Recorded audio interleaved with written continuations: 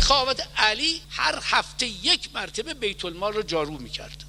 2 رکعت نماز در بیت المال میخوند، چیزی از خودش باقی نگذاشت. امام حسن صبح روز شهادت، صبح 21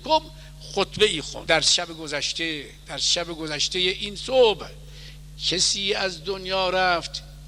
که اولین و آخرین به مانند او عمل نکرد و پیوسته پرچم پیغمبر در دستش بود، جبرئیل در راستش بود، میکائیل در چپش بود، در تمام جنگ ها فاتح بود و چنین و چنون چیزی هم در این مدت خلافت که قریب 5 سال بود از خودش نگذاشت، طلا و نقره از خودش باقی نگذاشت. علی ابن ابی طالب. جورج جرداق می‌نویسه در یکی از این کتاب‌های 5 جلد این کتاب جورج جرداق، میگه علی ابن ابی طالب وقتی که آمد به کوفه، دارالاماره رو بهش معرفی کردن، خانه ای را برش تهیه کرده بودن که دارالاماره باشد، خانه کاگلی بوده،